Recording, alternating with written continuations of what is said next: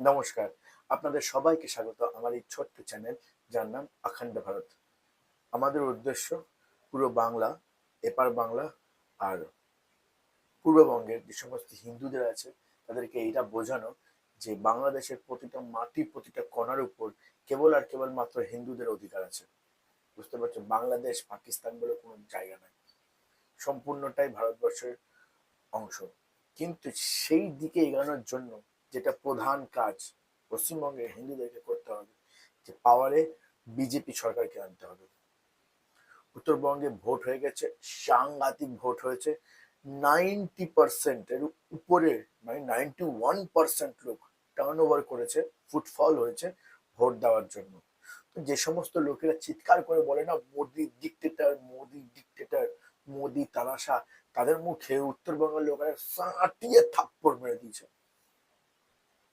নিয়ে বলে দিয়েছে যে ভারতবর্ষে এখনো ডেমোক্রেসি প্রিভিল করছে। নট অনলি প্রিভিল করছে, ডেমোক্রেসি রাজত্ব করছে, গণতন্ত্র রাজত্ব করছে। সাধারণ মানুষ মোদিকে চায়। আমরা সবাই মোদি, আমরা সবাই বিজেপি। দেখুন না, ভাগবা কালারের যে টি শার্ট পরে এসছে ওই জন্য আজকে আমরা সবাই বিজেপি। 90% লোক ভোট দিতে এসছে। হ্যাঁ, তারপরে ইভিএম চুরি করার যে ছেঁচামো যেগুলো টিএমসি করে সেগুলো করেছে। 90%। তো এইবার উত্তরবঙ্গের লোক কিন্তু অনেক খুশি যে ওরা 90% ভোট দিয়ে দিয়েছে। আমি এবার উত্তরবঙ্গের লোকেদেরকে বলতে চাই, এত খুশি হবেন না, এখন যুদ্ধ শেষ হয়নি। 4 তারিখে যখন রেজাল্ট বেরাবে, যখন বিজেপি সরকার ক্ষমতায় আসবে, তখন খুশি হবেন, ওই দিন হবে জিত। এখন একটা সাংঘাতিক কঠিন লড়াই চলছে, সাংঘাতিক কঠিন লড়াই চলছে, সেটা হচ্ছে দক্ষিণবঙ্গে বিশাল কঠিন লড়াই। সেখানে তৃণমূল কি বলে প্রচার করছে সেটা আপনারা শুনুন। আমাদের লড়াই শুরু হচ্ছে হিন্দু বিরোধী হিন্দুদেরকে আজকে সাইজ করতে হবে। এই হিন্দু বিরোধী হিন্দুদেরকে আজকে সাইজ করতে হবে। এই হিন্দু বিরোধী হিন্দুদেরকে আজকে সাইজ করতে হবে। আমাদের লড়াই শুরু হচ্ছে হিন্দু বিরোধী। টিফিন দিবে, জল দিবে।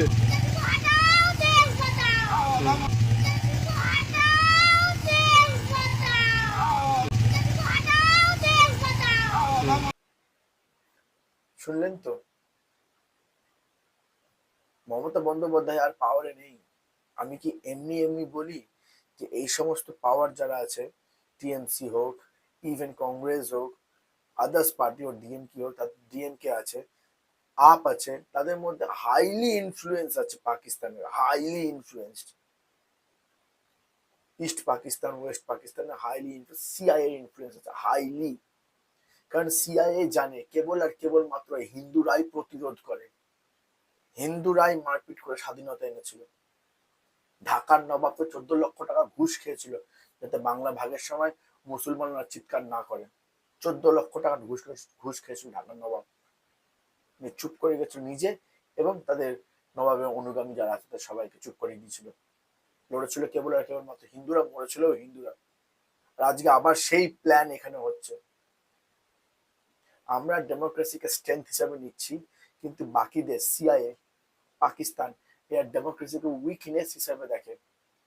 তারা ডেমোক্রেসিতে রুলিং পার্টির মধ্যে, এই যেমন টিএমসি হয়ে গেল, কংগ্রেস হয়ে গেল, তাদের মধ্যে নিজেদের এজেন্ট, সিআইএর এজেন্ট, পাকিস্তানের এজেন্টকে পুশ করে, যারা খুব ভালো বাংলা বলতে পারে, এবং তারা এসে তাদের এজেন্ডা ইমপ্লিমেন্ট করে। আর যার ফলে তার সঙ্গে যে রুলিং পার্টি আছে যখন অপোজ করে, না তুমি এটা ভুল করছো, তখন রুলিং পার্টি, এদের তো মেরুদণ্ড খুবই কম, উইক, এদেরকে বলে তোমাদেরকে আমি বিশাল পরিমাণ টাকা দিয়ে দিব, যার জন্য 150 কোটি টাকার সাদা রঙের 4 তলা 5 তলা এলিভেটর লাগানো বাড়ি তৈরি হয়ে যায় এদের। কিন্তু আমরা, আমাদের দেশে আমাদের দেশ সবার আগে। সেই জন্য যখন আমরা জিতবো, সিআইএ আমাদের মধ্যে অথবা পাকিস্তান, আইএসআই, এমএসএস আমাদের মধ্যে ইনফিলট্রেট করতে পারবে না, আমাদের পাওয়ারে ঢুকতে পারবে না। সেই জন্য ওদের এত ফাটছে বিজেপি থেকে। সেই জন্য দক্ষিণবঙ্গের, আর যখন ওরা পাওয়ারে ঢুকতে পারবে না, তখন আমরা ডাইরেক্টলি কাজ করব সাধারণ লোকের উন্নতির জন্য, সাধারণ লোকের ওয়েলথ যাতে আরো বাড়ে তার জন্য। ব্যবসা বাড়ানোর জন্য। এই কারণে আমার কাছে প্রচুর প্ল্যান আছে। I have enormous plan how to increase wealth, how to increase property, how to increase industries, how to increase স্থাপত্য ভাস্কর্য পশ্চিমবঙ্গের। এই স্থাপত্য ভাস্কর্য বানানো খুব খুব জরুরি। আবুধাবি, দুবাই একটা ইসলামিক কান্ট্রি, সেখানে তারা তাদের স্থাপত্য আর ভাস্কর্যের নমুনা প্রমাণ দিচ্ছে উঁচু উঁচু বিল্ডিং দিয়ে। আমরা কেন করবো না? আমরা হয়তো উঁচু বিল্ডিং বানাবো না, আমরা হয়তো সুন্দর দেখে একটা শ্বেত পাথর দিয়ে সাংঘাতিক একটা স্কোয়ার মন্দির বানিয়ে মাঝখানে একটা পুকুর বানালাম, আর অসাধারণ ব্যাপার হলো। মন্দিরের তলায় মার্কেট, একদম মানে ধরুন আমি যেটা বলতে চাইছি, এই ধরুন আমাদের মালদায় একটা মন্দির তৈরি হলো। আমাদের মালদায় একটা স্কোয়ার আছে, সেই স্কোয়ারটা আগে ওরকমই ছিল, মানে ব্রিটিশ আসার আগে পর্যন্ত ওইরকমই ছিল, যে চার কোনায় চারটা মন্দির ছিল, মাঝখানে পুকুর ছিল। এই সমস্ত লোভীরা কি করছে, যে ফাঁকা জায়গাটা ছিল, চার কোনায় চারটা মন্দির মাঝখানে ফাঁকা জায়গা, ওখানে পার্ক ছিল, লোকজন হাঁটাচলা করতো, রানিং করতো। এখন লোকজন কি করছে, লোভে পড়ে জায়গা বিক্রি করে দিয়ে, সিপিএম আদার্স পার্টিরা, কংগ্রেস জায়গা বিক্রি করে দিয়ে ফ্ল্যাট করে দিয়েছে, এবং সেই মন্দিরের পুকুরে নিজেদের মলমূত্র ত্যাগ করছে। তো আমি চাই সেই পুকুরটাতে একটা একটা ওয়েল ক্লাস মন্দির করিডোর তৈরি হোক। মা তারার মন্দির, শীতলা কালী মন্দির, জগদ্ধাত্রী মন্দির, আর পিছন দিকে শিব মন্দির। মাটি থেকে এই সমস্ত মন্দিরগুলো 15 ফুট উঁচুতে হবে, আর মাঝখানে নিচে হবে শপিং কমপ্লেক্স, শপিং কমপ্লেক্সের উপরে মন্দির, আর পিছন দিকে হবে হচ্ছে পুকুর। এই শপিং কমপ্লেক্সের বাথরুম থাকবে না, বাথরুমগুলো অন্যদিকে থাকবে, যাতে পুকুরে মানুষের মলমূত্র না পড়ে। তো দেখুন কত সুন্দর একটা আইডিয়া বললাম। এই আইডিয়া যদি ইমপ্লিমেন্ট হয়ে যায়, তো ভাবুন তো কত সুন্দর একটা স্ট্রাকচার তৈরি হবে, একটা লোকজন দেখতে আসবে, দেখতে যখন আসবে কিছু না কিছু তো কিনবে, ব্যবসা বাড়বে। তো এই জিনিসগুলোকে অন্য পার্টিরা অপোজ করতে চায়, উঠতে হতে দিতে চায় না। কারণ এটা হয়ে গেলে আমার আপনার মতো সাধারণ মানুষ কেউ না কেউ তো ওই মন্দির করিডোরের নিচে কেউ দোকান খুলবে না, আর যখনই দোকান খুলবে তখনই ব্যবসা হবে, তখনই ইকোনমি ঘুরবে, তাই না? সেই জন্য আমি বলছি না, একটা বিজেপি আসলে অ্যাটলিস্ট এটা আমরা পেশ করতে পারবো, আর পেশ করলেই হয়ে যাবে। সেই জন্য আপনারা বিজেপিকে ভোট দেবেন।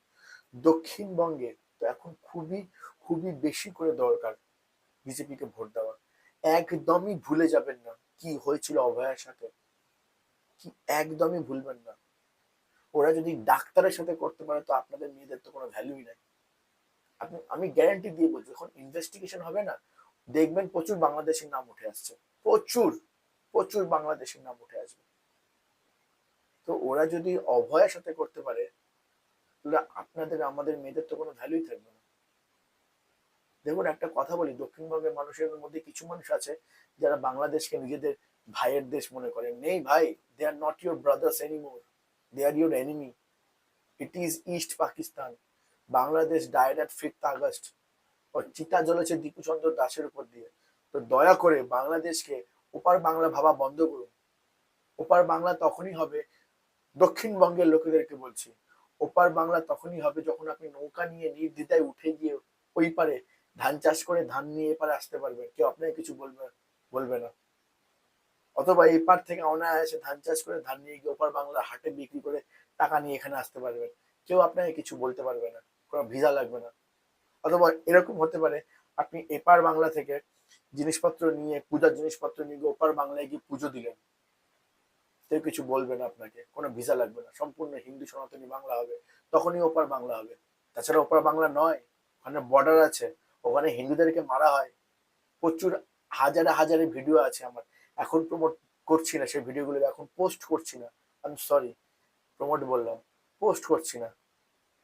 ভোটটা চলে যাক, জিতে যায় বিজেপি, আমরা জিতে যাই, তারপর দেখবেন বাংলাদেশে কেমন 12 হাল 13 অবস্থা করি আমরা। ওখানে হিন্দু দেশ তৈরি হবে, আর ওখানে আপনাদের স্পেশালি দক্ষিণবঙ্গের লোকেদের বলছি, বরিশাল খুলনাতে আপনাদের ডাইরেক্ট অধিকার আছে। কে বলেছিল আলাদা রাষ্ট্র? আলাদা রাষ্ট্র কে বলেছে? কিসের জন্য থাকবে আলাদা রাষ্ট্র? তাহলে কি আপনি বলছেন মাউন্ট ব্যাটেন আর জিন্না আপনার বাবা বাবা বলে দিয়ে গেছিল আলাদা রাষ্ট্র, সেই জন্য আলাদা রাষ্ট্র? আমাদের তো বাবা নয় জিন্না, আমাদের বাবা নয়, মাউন্ট ব্যাটেন আমাদের বাবা নয়। ওটা আমাদের জায়গা, যেটা ইসলাম দখল করে রেখেছে, ওটা আমাদেরকে উদ্ধার করতে হবে।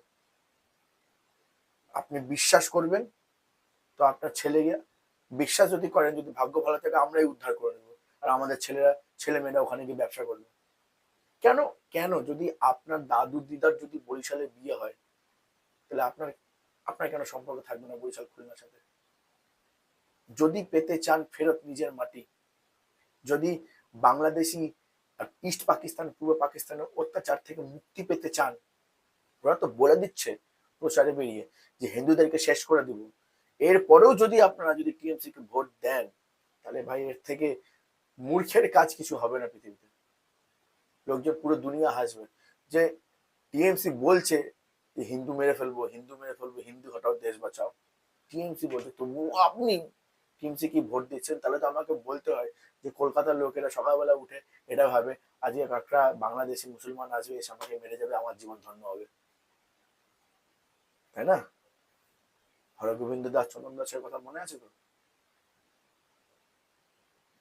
ঠিক আছে, আর বেশি কিছু বলবো না। দয়া করুন আমাদের উপরে, এই উত্তরবঙ্গের লোকেদের উপরে, কলকাতার লোকেদেরকে বলছি দয়া করুন আমাদের উপরে, একবার বিজেপিকে ভোট দিন, নিজেদের সরকার আনুন। ক্ষমতা খুব সুন্দর জিনিস যখন যেটা নিজের হাতে থাকে। হিন্দুদের জন্মই হয়েছে রাজত্ব করার জন্য, হিন্দুদের জন্মই হয়েছে রাজত্ব করার জন্য আর সাম্রাজ্য বিস্তার করার জন্য। মানুন এই কথাটা, হিন্দুদের জন্মই হয়েছে রাজত্ব করার জন্য, সাম্রাজ্য বিস্তার করার জন্য। সমস্ত হিন্দুর অধিকার আছে রাজা হওয়া, এই কথাটা মানুন। আমার সঙ্গে বলুন যে আমরা সবাই রাজা, আমাদের এই রাজার রাজত্বে। রবীন্দ্রনাথ ঠাকুর এই লাইনটা এমনি এমনি বলেনি, আবার বলুন, আমরা সবাই রাজা, আমাদের এই রাজা রাজত্বে। তো রাজা হলে সাম্রাজ্য বিস্তার করতে হবে না, নিজের মাটিটা ফেরত পেতে হবে, বরিশাল খুলনা দখল করতে হবে, রংপুর রাজশাহী দখল করতে হবে। আর সেটা করতে গেলে ফার্স্ট স্টেপ যেটা করতে হবে, বিজেপিকে ভোট দিতে হবে। 90 লাখ স্লিপার সেল ছিল, তাদেরকে বাদ দেওয়া হয়েছে। কলকাতার লোকেদেরকে বলছি, মেদিনীপুরের লোকেদেরকে বলছি, এইবার বিজেপি সরকার, বিজেপিকে ভোট দিন,